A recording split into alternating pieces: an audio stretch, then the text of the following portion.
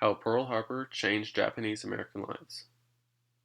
At the time, in 1941, the bombing of Pearl Harbor affected many lives, including those of Japanese descent, but long after the war, many were still affected. My purpose is to inform you about the effects that Pearl Harbor had on Japanese Americans.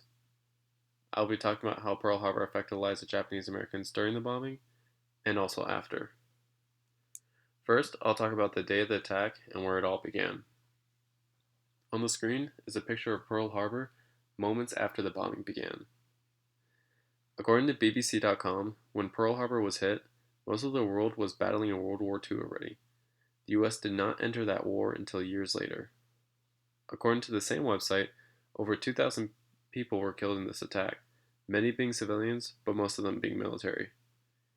According to lock.gov, not long after the attack happened, Japanese Americans were rounded up. President Roosevelt issued an executive order that sent over 100,000 people along the West Coast into internment camps because of their ethnic background. According to the same website, there are more than 2,000 leaders of the Japanese American communities behind bars. Because of the American citizens being put into internment camps due to their ethnic background, the press gave all Japanese Americans bad names, having most Americans believe they were all spies. Now that I've talked about the day of the attack, second, I'll talk about the effects of living in the internment camp.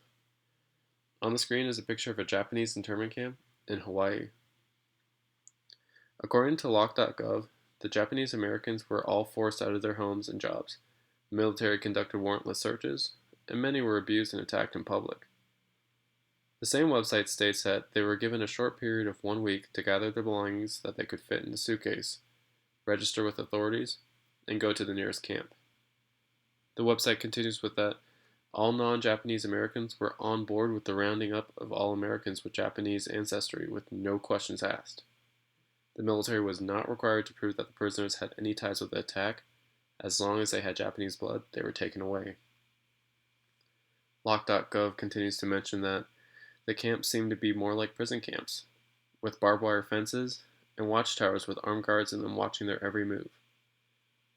The website follows with that not long after living in the internment camps, most of the Japanese Americans had routines where the kids would go to school in the morning and the adults would work doing stuff like farming.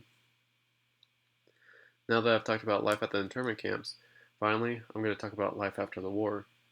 On the screen is a picture of a sign that still degrades Japanese Americans even after they were freed. Japan Times states that after the war ended, it was difficult for most people to go back to their lives when they were free due to many losing their jobs and businesses from being put in internment camps.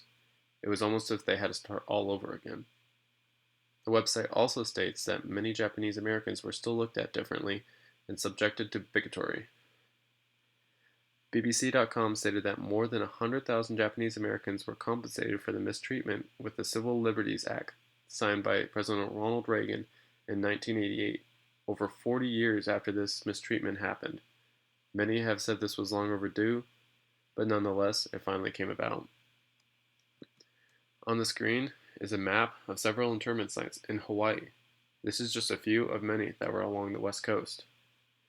In conclusion, I've talked about the life of Japanese Americans a little bit during the war and after the attack on Pearl Harbor. The bombing of Pearl Harbor changed many lives, including those of Japanese ancestry during the war, but also after.